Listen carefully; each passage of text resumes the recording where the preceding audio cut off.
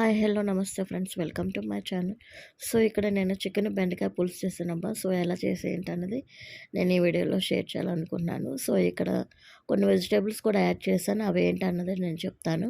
ఇంకా కర్రీ ప్రాసెస్కి వెళ్తే కనుక నేను ఇక్కడ ఒక స్పూన్ ఆయిల్ అయితే వేసాను. ఆయిల్ కొంచెం వేడెగాక ఆవాలు జీలకర్ర వేసాను, కొంచెం కరివేపాకు. అవి వేగిన తర్వాత కట్ చేసుకున్న ఉల్లిపాయలు పచ్చిమిరపకాయలు కూడా యాడ్ చేసేసాను. సో ఇక్కడ ఒకసారి కలుపుకుంటున్నాను మంచిగా.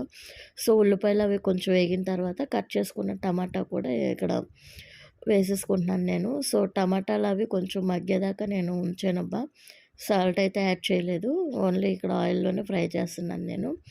టమాటాలు మగ్గిపోయిన తర్వాత ఉన్న చికెన్ వేస్తున్నాను. ఇది 250 గ్రామ్స్ కూడా ఉండదు, సో కొంచెమే ఉంది. ఇంకా అందుకని నేను ఉన్న చికెన్లో కొన్ని వెజిటేబుల్స్ కూడా వేసి యాడ్ చేశాను. ఇక్కడ చికెన్ వేసేసి డ్రై నిమ్మకాయ వేసి కొంచెం కలుపుకుంటున్నాను. తర్వాత కొంచెం అల్లం వెల్లుల్లి పేస్ట్, నెక్స్ట్ సాల్ట్ కూడా యాడ్ చేసేసాను.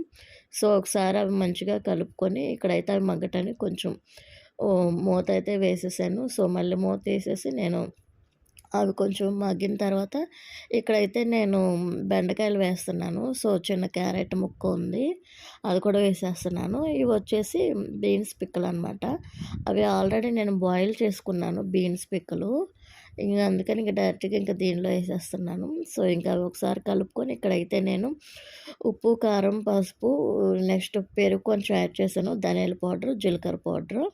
సో అవి కూడా ఒకసారి మంచిగా కలిపేసేసుకొని కర్రీకి సరిపడా అయితే వాటర్ పోసేసుకొని నేను మూత పెట్టేసుకున్నాను.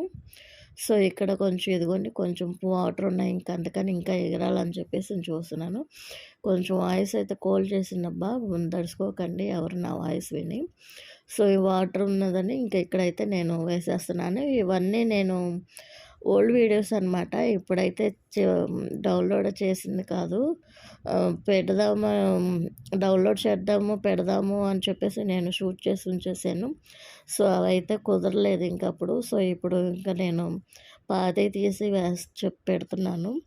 సో ఇదిగోండి ఫ్రెండ్స్, ఇక్కడైతే ఇంకా బెండకాయ ముక్క కానీ ఇవి బీన్స్ పిక్కలు కానీ మంచిగా ఉన్నాయి, సూపర్ టేస్టీగా ఉంది. సో ఒకసారి మీరు కూడా డెఫినెట్గా ట్రై చేయండి. ఇదిగో సో చికెన్ కూడా ఉడికిపోయింది, ఉడుకుతుందో లేదో అనుకున్నాము, మంచిగా సూపర్ టేస్ట్గా అయితే ఉంది.